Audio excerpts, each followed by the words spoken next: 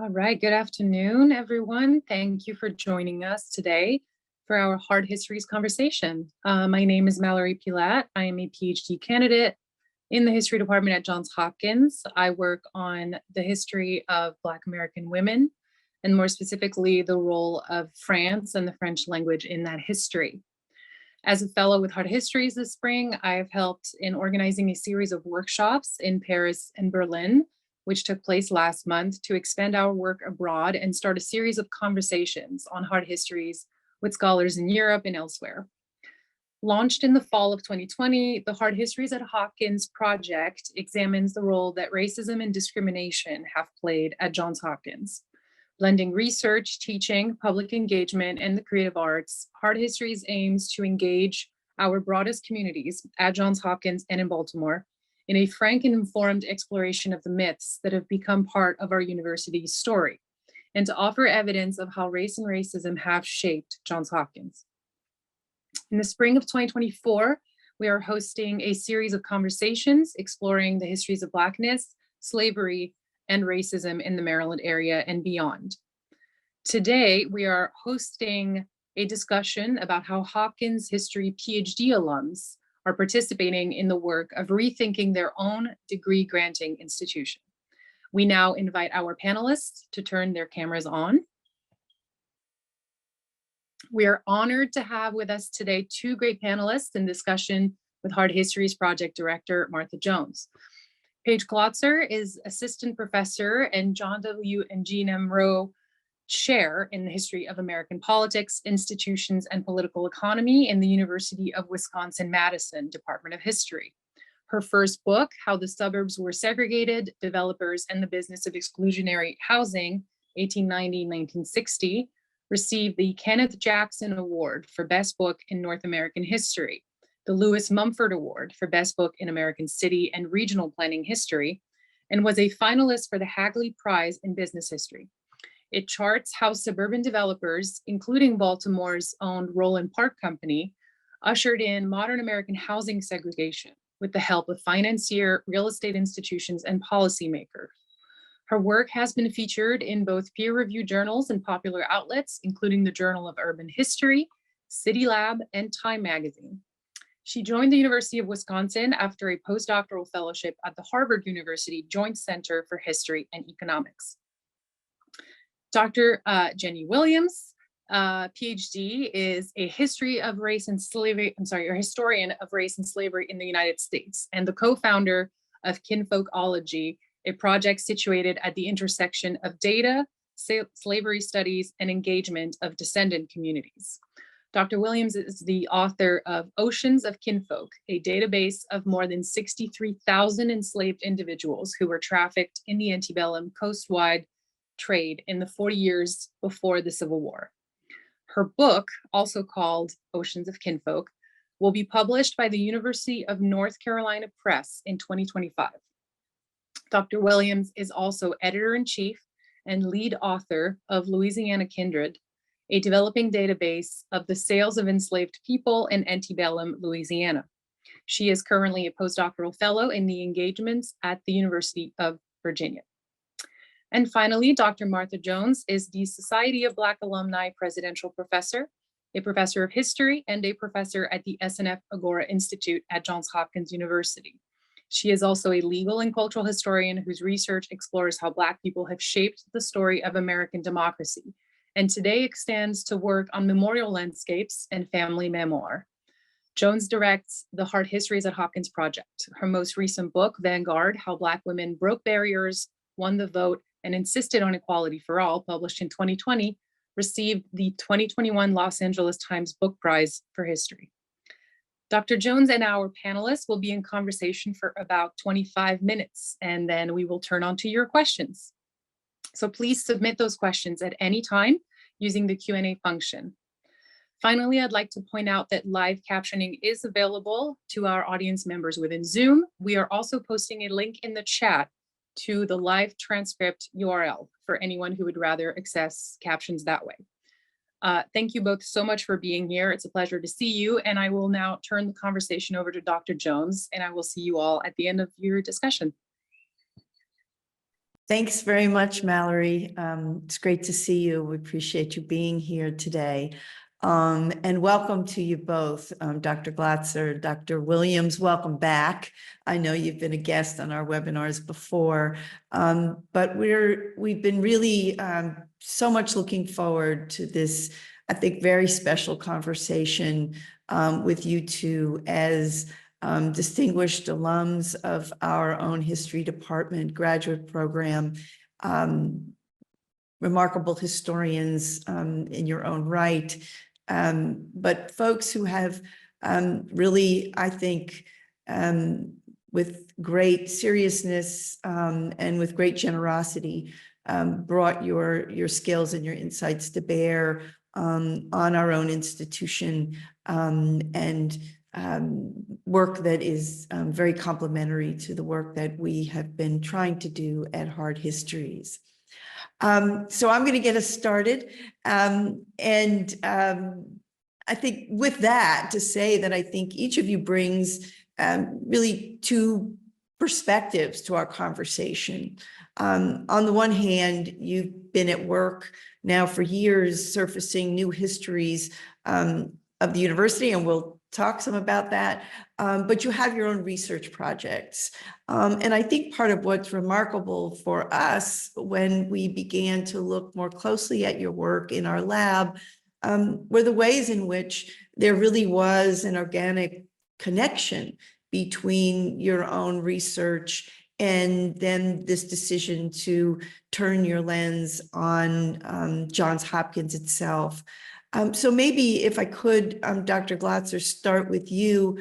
We know, as Mallory set out in her introduction, we know you for your work on housing and segregation discrimination, especially your work on the Roland Park Company.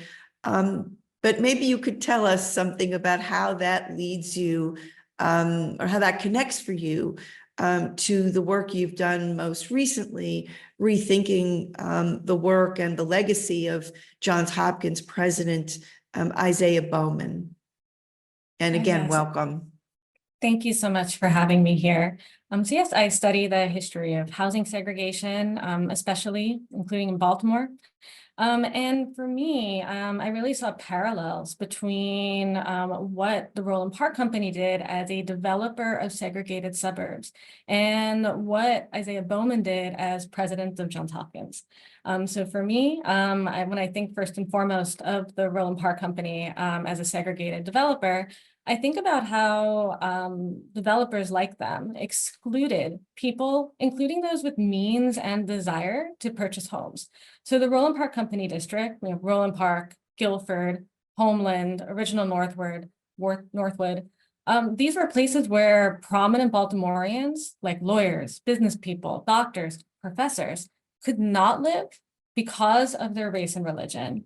So when I think about the social standing and cachet and reputation of people who were excluded and the wealth of people who were excluded, I think about how for the Roland Park Company, that cachet and reputation and wealth actually took a back seat to establishing a segregated place. So it was segregation, according to developers, that gave homes their value. So when I started to learn about Bowman, really all I knew about him was that he was president of Hopkins during World War II. So he was president of Hopkins from 1935 to 48. And during his whole career, including his time as president, he was deeply committed to scientific racism, especially to eugenics, where he saw a whole hierarchy of peoples, of civilizations, as he would have thought of it, that included race and religion. And so he was, in that case, very invested in a type of anti-Blackness and also a type of anti-Semitism that he brought to the decisions he made as president of Hopkins. So Hopkins actually lost or was never able to get very prominent academics. Hopkins lost a Nobel Prize winner. They turned away a future Nobel Prize winner, eminent scientists, some of the best historians of the era. He instituted religious quotas on people who could actually study at Hopkins. He fought to keep Black students and faculty out of Hopkins. And he did this into the post-war era when the horrors of the Holocaust and the horrors of white supremacy made his views less politically popular, but he continued to cling to them and defend them even as his peer institutions began to change, right? So that's where I see a real connection to my work, in that he prized Hopkins as a segregated university rather than as a place where there were academic possibilities and possibilities for achievement and innovation. His vision of what made Hopkins a world-class institution seemed very similar to the Roland Park Company's vision for what it called a first-class suburb. So for me, the question of Bowman's legacy was twofold, right? First, understand his beliefs and contextualize them. Two, understand his power. And that's something that's very important to me in my work, understanding the power that surrounds the kind of maintenance and continuation of anti-Blackness, of white supremacy as a whole, and to see then how that was known at the time and how that continues then to shape the institutions that we know and love and live in and participate in to this day. I just want to give people a beat because I want them to be able to take in what you've shared with us, because it's so important. And I think for many people joining us, perhaps new. Let me ask a question, which is how did you get at this story, right? Because Bowman is a name that certainly Hopkins community members know, Baltimoreans, many of them know. But this is a story that I think was not as available or accessible to us as perhaps it should have been. How did you all, and I know you worked with a team of colleagues, how did you all get at this story? Yes, I actually was contacted by Sanford Jacoby, who was the initiator of this project, because he himself accidentally found this history of Bowman. He essentially had relatives who were Jews trapped in Europe during the Holocaust, and he was trying to figure out the process by which they appealed to the US government to try and get to find refuge in the United States. And as he dug down deeper, he found Bowman. He found Bowman in his role in the State Department, where Bowman was actually known as one of the biggest anti-Semites in Franklin Delano Roosevelt's administration. And Bowman was actually instrumental in denying Jewish refugees access to the United States. So he found a personal connection to that. And then he started to think about the larger institutional implications about what it means for that story to be known and for what it means for a person with that legacy in a political position to also then be president of a university really during wartime. So he brought me on board because of my connections to thinking about power, segregation, and all types of discrimination. And Laura Leff as well was brought on board. And we all essentially tried to think about what does this mean for Hopkins and what does this mean for a larger community to grapple with the legacy of harm, a legacy of harm that we can demonstrably document. And so then our task became to document it, to find the research, to do the work, to show what Bowman did, and then to kind of then think about how his legacy should be handled.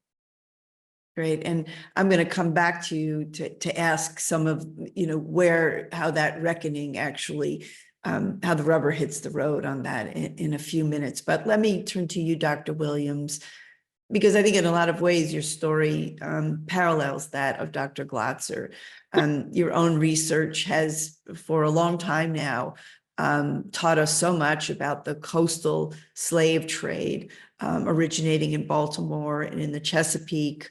I hope this is an acceptable way to put it. I think this led you in some ways to follow the money and to understand, yes, the nearly unspeakable traffic in human beings, but the ways in which individuals profited from that traffic.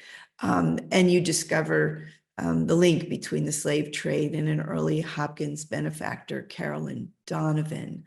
I have to just offer a sidebar here and say that our Hard Histories Lab, which is in the Wyman Park building today on the Johns Hopkins campus, sits on top of where Carolyn Donovan's home once stood in the Remington section of Baltimore. And so these are not abstract or distant connections at all, but they're very real. So let me ask you to tell us, if you would, how your own work brings you to then turn your lens toward the university. Sure. Thank you for that question. And thank you so much for the invitation to return to Hard Histories. So I think when I began my research on the coastwise traffic and almost 10 years ago, my intention was actually very much not to follow the money. My intention was to follow the people. And that entailed building a database of all of the people who were trafficked in the coastwise trade, which is, you could also refer to as the maritime domestic slave trade. And that traffic is not documented over land. So when people were forcibly marched from the upper South to the lower South, their names are largely lost to history unless they appear in census records after the Civil War or that kind of thing. The coastwise traffic is different because ship captains were legally required to file manifests listing the names of any enslaved people they had aboard their vessels. And this was not because the federal government who required this documentation or the ship captains necessarily cared about preserving those identities, those names, but because it was an enforcement mechanism for the ban on the transatlantic traffic. But when I was introduced to these records, those manifests in 2015, I was immediately struck by the names, right? I had heard a lot in my undergraduate education and, pretty much always about the scarcity of records with enslaved people's names. And here were thousands of documents listing people. And from the upper South, from Virginia, Maryland, over 90% were listed by first and last name. And so it was in the work of transcribing all of those manifests, which now I think at this point I've transcribed about 20,000 of them, that I kept seeing the name of a particular enslaver on the manifest from Baltimore, or four actually. And Baltimore's unusual in that way, in that over 75% of the people trafficked from Baltimore to New Orleans were enslaved by just four individuals, four major traders. And one of those major traders was Joseph Donovan. And so I became very familiar with that name, but it was not until I would think I received an email from Dr. Stuart Leslie, who was looking for information about Caroline Donovan because the English department was, I think, trying to fill that position, the Donovan chair. And I did not know much about Caroline Donovan at that point, other than her husband. And so it was not something that I set out to look for, but it was very much in front of me. And it's actually one of two examples of the ways in which Johns Hopkins history intersected with my work in ways that I didn't anticipate, although maybe I should have. The other is that one of the manifests that I examined was 52 people who were trafficked by Charles Carroll. And Charles Carroll, of course, or there were many Charles Carrolls, but the Charles Carroll that was on this record was Charles Carroll of Duregan, but one of the Carroll plantations is on the Hopkins campus today. And so there were these connections, right? In addition to those connections, there are also all of the people that I met in Baltimore who had ancestors who appeared in these records. I think that when I originally encountered this relevance between Hopkins and the history I was studying, I was not yet I don't think I was prepared yet to do the work that these records demanded, which was to connect the past and present. I know I did write an op-ed, I think in 2018 or something, which I actually could not find myself today because it's behind a paywall. So I couldn't find my draft of it. But I recall sort of arguing that Hopkins needed to reckon with this history. What I think that I had not yet realized was that I also needed to reckon with this history, that actually would be a big part of the work that I'm doing now. Yeah, like Dr. Glotzer, it was not that I set out to look for historical complicity in the school that I was still attending at the time, right? But it was certainly impossible to ignore. I think you're muted, Dr. Jones. Well, there you go. Sorry. So thank you for that. And I think my follow-up is, so how do you discover, I don't think, I too am a historian of Baltimore, and I don't think I would have known the name Carolyn Donovan, no less anything about who she'd been or how she came to be connected to the university. So how do you go from sort of a query about a name to actually filling out the story, so much so that I know you write your op-ed and you challenge the continuation of the chair that bore her name. Right. So actually, I think I became really fixated on tracking the money. So at first I found an address that the then president of Hopkins gave, thanking Caroline Donovan for the donation. This was in the 1870s, if I remember correctly. And Joseph Donovan had died at least a decade before. And at the time I was very fixated on like establishing if the money was his or hers, which as I don't need to tell you, Dr. Jones, is sort of a false distinction in the 19th century. But I did look into her sources of income, which she had 6 warehouses by that point that she was renting out. And I even calculated how much she could have earned from those warehouses if they were occupied all at the time. And I think it was she could have earned something like $120,000. And in theory, her donation was $100,000. The money could have come from the warehouses. The problem with that, of course, is that she could not have purchased the warehouses had her husband not earned a huge fortune trafficking human beings, right? So, but I think I engaged with that sort of financial nitpicking because I anticipated the feedback, which did come about, oh, we don't know where the money comes from. And I think I was missing the forest for the trees at the time. Because the fact is, it's not just a Caroline Donovan story. It's not just a Joseph Donovan story. It is very much an American story. And so now much of my work centers on offering up similar evidence as evidentiary proof of historical wrongdoings that are demanding of reparations. But I don't think I quite had that language at the time. So, Good. My next question dovetails with a question that's come already in the Q&A document. So anybody, folks, please come in with your questions and we'll fold them right in. But the question for you, I'll ask you first, Dr. Glotzer. Today, Johns Hopkins University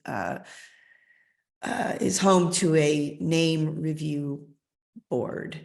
And that body, and I'm going to quote from its webpage here, is charged with developing substantive criteria and a process for Johns Hopkins University in medicine to use to decide whether to rename or dename a Johns Hopkins facility, professorship, scholarship, and other program, as well as other options beyond renaming and denaming. So, well, I'm going to come back to Dr. Williams on this too, but I want to ask you first, because the question that came in was about, in light of your findings about Isaiah Bowman, his racism, his anti-Semitism, this question was, what is Hopkins going to do? Well, I know you can't answer that, but I want to know, I hope you can share with us how your team has approached the name review board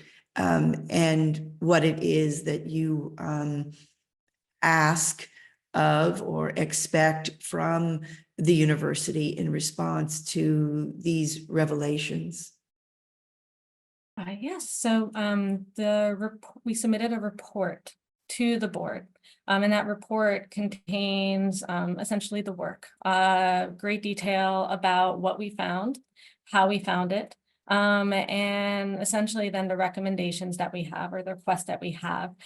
So we are requesting two things, that Bowman Drive be renamed, and that there's a bust of Bowman in Shriver Hall. We would like that bust moved to storage. And I think it's important to note a couple of things, that we are not suggesting a specific name to replace Bowman Drive, and we are not requesting that the bust be destroyed. We don't want to obfuscate or erase history, but we want to curate and also acknowledge that naming is an example of a university honoring someone. And this is not a person, Isaiah Bowman, that we think should continue to be honored, and for the university to represent its best self by honoring Bowman. So we would like the name review board to consider those two actions as a way of essentially acknowledging that the historical narrative around naming something for a prominent person like Bowman is a sign of endorsement, at least was in the past. And we would like the university to choose a different direction to go in with Bowman Drive and with the bust in Shriver Hall. And I see that behind the scenes, Young Song is posting for folks links to the name review board and other resources at the university. These are places where folks who want to follow, I think, the development of this particular chapter to its conclusion can stay tuned in. So thank you for that. So Dr. Williams, I think to you, it's a slightly different question because my recollection is that your recommendation back in 2018 was that the university discontinue the professorship that was in the English department that was named for Carolyn Donovan. I think I'm right that the very first finding or conclusion by the name review board has been to discontinue that chair. I guess I could ask you how that sits with you, because I guess, and I really mean it as a sincere question in the sense that I think that I know that in the intervening years, your own thinking is evolving too. So how does that sit with you today? Yeah, I think if I recall correctly, which I may not, I think what I recommended is that it would be renamed, but also refocused or redesignated. And so my concern with renaming, which I think a lot of folks share, is that by renaming something, you run the risk of just obscuring the history, which, you know, somewhat ironically is gestured towards by having the name Caroline Donovan, right? If at least if it were named Caroline Donovan and people Googled Caroline Donovan, there's an encounter with the history. But for the reasons Dr. Glotzer outlines regarding, you know, the importance to be intentional about whom we're honoring with names, I did recommend renaming it. But I think that is only one necessary step. I think what I suggested was that the chair be designated as a for a faculty member who could educate students on grappling with historical legacies, on repair and redress, something that is focused on the actual history. And I think I also suggested an initiative much like what Hard Histories is, and of course I cannot claim any agency in making Hard Histories a reality, but it is really gratifying to see that something, you know, that Hard Histories is a reality today, when it certainly was not in 2018. And that's much owing, of course, to your work, Dr. Jones. And the other, you know, limitation of just renaming is that there's no justice in renaming, really. There's no accounting. And so what I would like to see is, this is actually one of the relatively few opportunities in the history of slavery in the United States, in which it is possible to find evidence of the wrongs done by this individual, meaning Caroline and Joseph Donovan, but also by the university.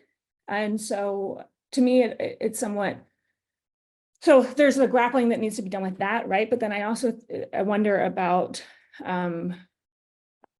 the convenience of grappling with prior funders and not grappling with perhaps current funders, not grappling with Johns Hopkins' current relationships with the community of Baltimore, communities of Baltimore.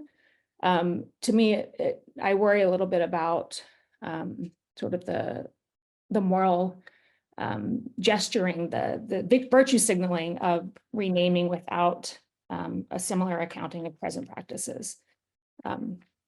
Yeah, I appreciate that a lot. I think that one of the things that we have talked about from time to time importantly is what I sometimes refer to as the hollow gesture, right? Yes. And there is, I think, a very well-founded, caution that these kinds of gestures may come in the form of monuments, they may come in the form of naming and renaming, might not actually get us very close to the kind of transformative outcomes that I think undergirds the work that you all do. And so I appreciate you very much naming that. I want to be sure I ask you about what it's like to do this work as alums. When we're working with undergraduate students in the lab at Hard Histories, I always give a kind of, I don't know if it's a pep talk or it's intended to inspire or it's just intended to impose a kind of gravity on the work. But what I always tell our students is that they are destined to be alums of the university, that alumni at Johns Hopkins have a tremendous influence on the institution. In some corners, far outclassing any kind of influence that a faculty member like me could expect to have. But the other thing that strikes me is not only how you all are really modeling that, I think people are interested to know how you balance, if you indeed balance at all, on the one hand, the deep criticism that your work embodies on the one hand, and on the other hand, your commitment to the institution on the other. So I see you nodding, Dr. Glotzer. So I really want to know how you're thinking about this, because I think this is one of the questions that students in our labs, really grapple with in real time. Yeah, it's a very difficult question, but I think that I see a personal level, and then I see kind of in terms of how I see my relationships to other people in the Hopkins community and in Baltimore as a whole. First and foremost, and this is the selfish part, I, as an alum, would love to be able to take pride in the place that was so formative for me, that what shaped my worldview, where I met people, professors. I had resources that changed my life and made me a person who is able to discuss, I think, important topics, to teach people, to write books.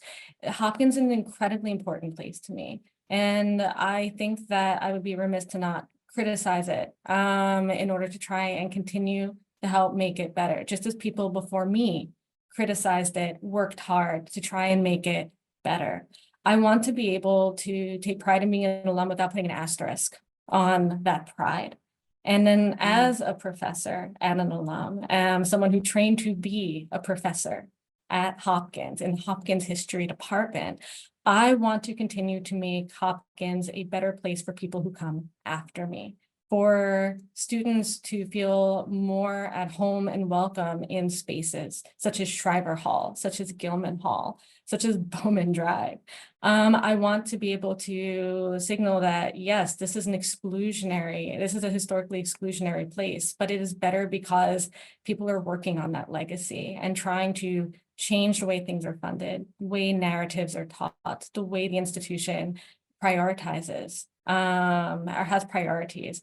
I want to make sure that the relationships that Hopkins has with its future alum are as good as they can be. And I think that that starts with the types of acts that we're doing right now. And that includes grappling with Hopkins' historical legacy and the physical spaces like Shriver Hall, like Bowman Drive, that can be renamed, that can be changed, that can be made better through the institution. So I think it's one piece of a larger puzzle that's beyond any one person, but I think it takes this type of concerted effort to try and make things better for the future and to be able to make Hopkins a place that it doesn't need that asterisk when I talk about it to others.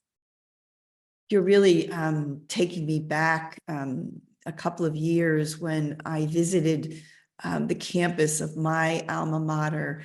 I went back looking for all the buildings that I had known as a student. There were the names of Belgian settlers in upstate New York, Bevier and Lefebvre and others, and they were all gone. And all the buildings had been renamed. And it was, on the one hand, it was really disorienting, right? Because I was coming back with all that sort of nostalgia and wanting to recapture my time on the campus. And then it allowed me, it drew me in to thinking about what had happened in this place in all those years in between, right? I had left a long time before, and in between, people had done the work that you're describing. And it was very moving, but it really was a story in and of itself, I think, that I hadn't known. So Dr. Williams, what about you? How has it been to be both a critic and I'm going to count you as, if not a booster, a real supporter of work that continues to go on our campus? Yes, I think that's fair. It occurs to me that there is one thing that Dr. Glotzer and I have in common right now regarding our freedom to speak about this, but for different reasons. So one is, as Dr. Glotzer mentioned in our conversation before this, that she's just received tenure, which, congratulations again, that's a remarkable achievement. On the other hand, I'm a postdoctoral research fellow. And both of these positions for very different reasons. In Dr. Glotzer's case, because she is somewhat now, I mean, she's established, there's a certain freedom that comes with tenure, right? I do not have a permanent affiliation with UVA right now anyway, so I'm especially inclined to just be very transparent. I think I might be anyway, but about how I feel about both the University of Virginia, Johns Hopkins, or the institutions that have employed me for any period of time. But I do realize that's a privilege that we both enjoy right now. That said, to be honest, I do not feel any sort of obligation or accountability to the institution of Johns Hopkins. And perhaps I should, but I don't. The reason for that is I think that as an institution, Johns Hopkins overall has been largely extractive, has been sort of a colonial intellectual space for much of its history. I don't feel I don't feel an attachment to the institution of Johns Hopkins. I do feel very accountable, very grateful, and very grateful to individuals at Johns Hopkins, including yourself, Dr. Jones. I mean, especially my mentors at Hopkins, you, Dr. Johnson, and the community of scholars that you all have built there. And I think the reason for that is because you demonstrate how it is to do insurgent work in an institution, which should not, I mean, by all logics, should not be possible, right? Especially not in a place like Johns Hopkins. But if it were not possible to do work that is disruptive of unjust power systems, then I don't think that I would want to be in academia. So I do feel very much indebted to the ways in which you and other mentors at Hopkins have modeled that. I don't know if that makes sense, if that's quite what you're asking, but. Yeah, it's really helpful, and it takes me to one of the questions that's come in from the folks watching. I'm going to read it, I think, and ask you, Dr. Williams, at least first to offer an answer, and then we'll come back to Dr. Glatzer. But the question is, all these initiatives seem to recruit into the university by virtue signaling, rather than encouraging robust, rigorous intellectualism outside the ivory tower. What is the desired goal? Reinstating, recuperating violent institutions, or relinquishing the university's hold on intellectual production? Now, that might be a question for me, but today is not a day for me. But I know you've thought about this, Dr. Williams, so I hope it's okay to ask you, and then I'll ask Dr. Glatzer to also respond. Sure. So the framework in which I usually encounter this question is regarding data related to enslaved people and their lives, and primarily data which I produced. And so that's sort of been the framework through which I've been thinking through this question. I can only answer it, personally. I think for a long time I did not grapple with this question as much as I should have, and the result of that is that, and I don't know how else to answer this question aside from sort of telling the story, so bear with me. But I built this database called Oceans of Kinfolk, and when it was done, I thought it was a virtue that I had built it by myself. It was a ton of work, and I think that I thought that I was somewhat, maybe perhaps doing a service or something by doing the labor of making the data accessible. What I failed to acknowledge is the ways in which that work was replicating hegemonic claims on data that should not have ever belonged to me in the first place. I think I used this line in an article I published recently, but one way of thinking about this is the data, the information about the individuals that I was studying, about the enslaved individuals, was not lost, right? It was not lost, it was literally stolen. And so in one respect, I had found it, but had not returned it in terms of stewardship, in terms of ownership is not quite the right word, but in terms of stewardship and accountability to the individuals and families and communities to which it really rightfully belonged. And so in as much as I work with and for universities now, it is because I don't know another way to do this work right now. But one of the things that I am most excited about Kinfolkology, which is the organization I co-founded along with Yola Dance last year, is that we are not actually tied to a university. Yola is a doctoral candidate at Howard, and I am a postdoc at UVA.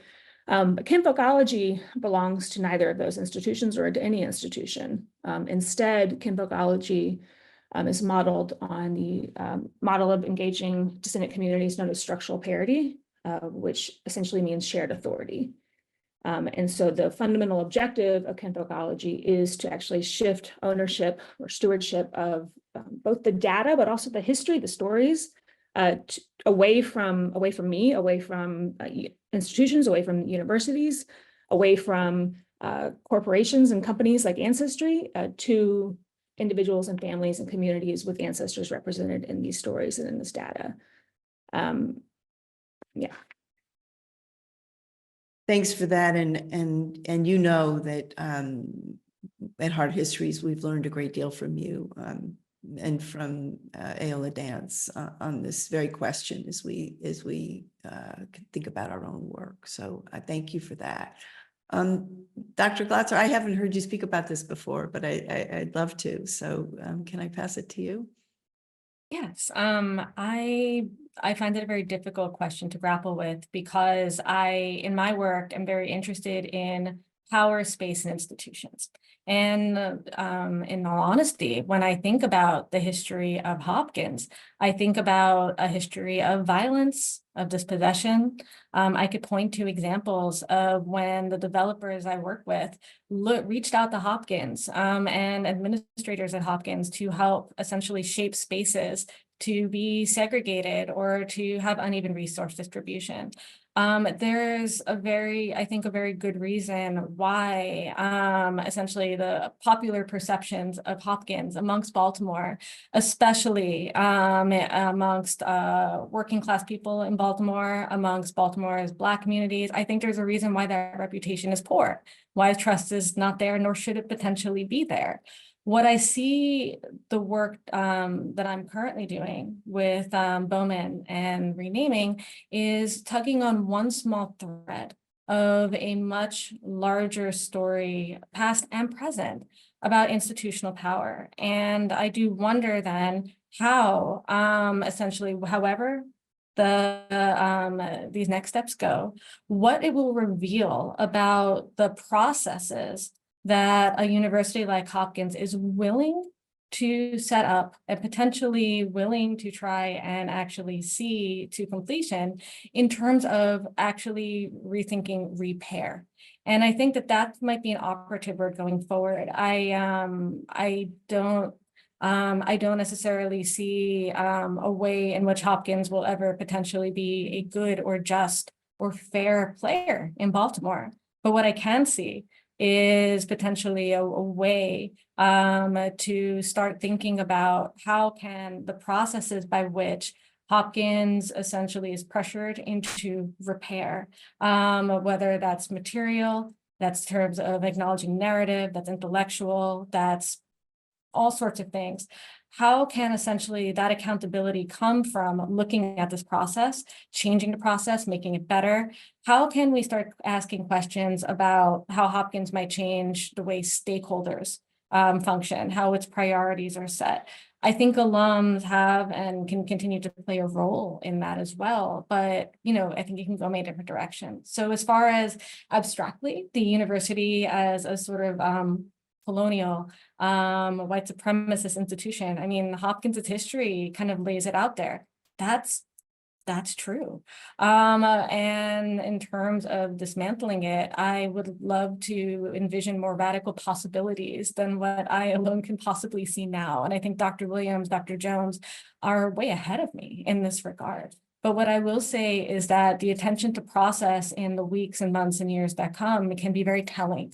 And I think that it might help us to think about what other threads can we start to yank on if that process doesn't actually create the type of accountability and change that Hopkins itself claims that process is for. So it may, if anything, provide some new strategies going forward, both from within and from the outside, to try and continue to think about what repair, what justice means, especially in Baltimore.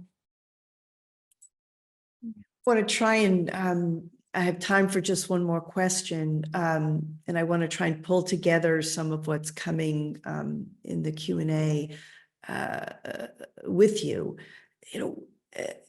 which is, I guess, to ask about what the lessons are that come out of your work, because I think each of you in your own way work as historians on sort of extraordinary epics that do end with transformation, right? Which is to say, right, slavery in the trade ends. Now, that's not an easy story or straightforward story. And I would say the same, right, for the Jim Crow era. So I don't want to ask you the trite, does that make you optimistic or not? But can I ask you just, is there anything that comes out of, your immersion in these extraordinary sort of epic length troubles from the past? Does it help us to think about where we are today and how we get to the place that I think you're both gesturing at? Anybody who wants to jump in on that, we'd appreciate it. I don't mind starting off with this. I think for a long time, I was very fixated on documenting and sort of confronting everybody I talked to and all the time with the magnitude of the harm done in the history I'm studying. One of the most devastating findings of my work was that 83% of the individuals trafficked by sea in the domestic slave trade were totally separated from every individual that they knew, every family member that they ever had. And there's no reason to believe that the maritime domestic slave trade operated fundamentally in a different way than the domestic slave trade or slavery writ large. And to me, that used to be the lesson, right? Like sort of the look what we did, like look what we have not accounted for. I think now the lesson that I am learning myself is that that's only half of the story, and that it is important to account for that violence, but also the other side of the same coin, which is not going to be documented in the records of the domestic slave trade, but is actually documented in the survival of living families and communities now, who do often have ancestral memories of the domestic slave trade and of slavery, but also have memories of what came after, of families being rebuilt in the Lower South, of memory, right? So not just rebuilding, but mourning and memory, and the role those things played in making kinship ultimately not possible to obliterate, right? And so to me, that is the lesson, I think, that I'm learning myself, which is sort of the empirical and ethical limitations of the kind of study that historians usually do. And also the need to account for both of these things, to account for both the violence and the survival. And I do mean that in a both sort of a introspective, even at the individual level, at the level of institutions, that what you all are modeling, but also at the nation level, right? I think that it is, particularly in the light of the Supreme Court decision regarding affirmative action, and Dr. Jones, I hesitate to give you my amateur legal analysis given your legal expertise, but to me, the court's finding that the only sort of remedial programs, reparations, redress, that will be able to withstand legal scrutiny are those that are narrowly tailored to specific historical injustices. To me, that's a call to action, because what do we work with? We work with evidence of specific historical injustices, right? And if that's what it takes, then now, of course, there are many historical injustices for which there is no documentation surviving, but there are a lot for which there are records. And perhaps we could begin an accounting with those, with the historical data is how I usually speak of it. So. Thank you. Dr. Glatzer? Yes, let me see if I can organize my thoughts on this. When I think about housing segregation, my work, I often have people come up to me and say, okay, I think that I live in a neighborhood that used to say have racially restrictive covenants. We no longer do. So problem solved, right? Isn't that a terrible history to know?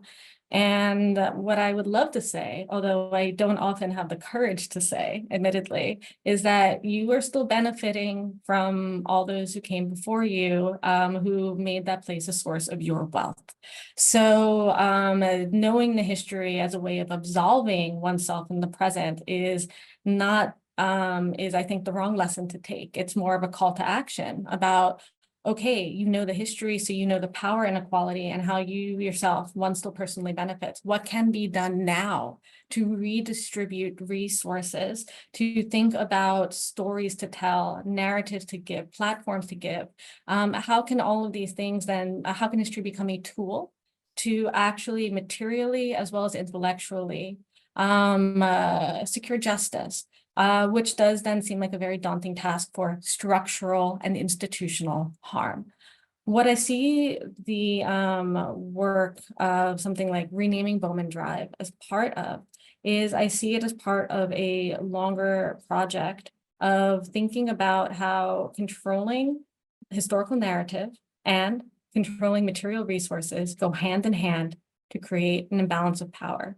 The story of Bowman The silences around kind of his legacy has essentially contributed to a continuation of him being honored. But it's also part of the symptoms of which Hopkins, his historical narrative is very important to Hopkins for its own continued place in Baltimore, right? For its own continued donations, funding, political aims. Why is it so important to Hopkins? I asked myself, right, to essentially stymie or try to slow down a process of renaming or change if they're not concerned then about the power of narrative. So to this, I say one of the lessons I'm taking, in which I need to, I think more about, but want to really leave here, is how ideas about historical narrative, the stories we tell and the stories we can tell, go hand in hand with the resources that people had past and present, that we potentially have more possibilities to distribute, redistribute, or reimagine than we ever thought possible. And so this is a task where we can really see power working, but both of those levels, at the material and at the intellectual. History gets us there. Hard histories get us there. So I think that kind of helps us think what can come next. It definitely introduces more than I ever thought possible. And I would love to just see how that kind of radiates outward. Dr. Jones, if I could add, that made me think of, is it okay to add one last thought? Yeah, one last thought, and I'm going to give it back to Mallory, but please. Sure. The thought that I think I should have led with actually is that not so much that my answer to this question is important, but actually that the lesson I have learned is also to whom you ask this question, right? And so I just want to acknowledge the ways in which, I'll just speak for myself, my perspective is certainly limited in terms of my positionality to the work. And that even, and not only, in terms of my personal identity, but also my training, the training that we share, right, is one framework for thinking through what justice looks like. But I think that one of the things that I certainly have learned is that it is perhaps most important to ask impacted communities, individuals, families, what their vision of justice looks like. And that is certainly, and I know you know that because you all have done such a remarkable job of including alternative knowledge systems and knowledge bearers in your in these events like this. So just thank you. We're going to end there. I want to thank you both very much for being with us and for this extraordinary conversation. And I'm going to invite Mallory to come back on and wrap us up. Thank you. Thank you both very much. Thank you. Thanks very much to Paige Glotzer, Jenny Williams, and Martha Jones for this incredibly rich conversation. We're honored to have had you here and appreciate how your research really sheds light on the questions that we are asking at the Hard Histories at Hopkins Project. Dr. Williams and Dr. Glotzer's work for me is also a tremendous contribution to my own understanding of the history of white supremacy and the economic practices that undergird it. And I think this conversation really emphasizes for all of us the importance of academic freedom and of a critical understanding of institutional power. And these conversations are in continuation to the lessons that we've learned from talking to our colleagues last month in France and Germany about their own institutions and national memories. Thank you also, of course, to our audience for watching and for sending in your great questions, and to the team at the SNF Agora Institute for their support for this event. You can learn more about Hard Histories at Hopkins at hardhistory.jhu.edu, which is being linked in the chat for you right now. Additional information about our event series, as well as YouTube videos of our past events, is posted at snfagora.jhu.edu/event. Our final webinar of the semester is going to be on April 22nd, where we will be discussing the ethical issues surrounding JHU and other universities holding of human remains. To register, please click on the link in the chat or use the QR code that is on your screen right now. Thank you very much and have a great rest of your day.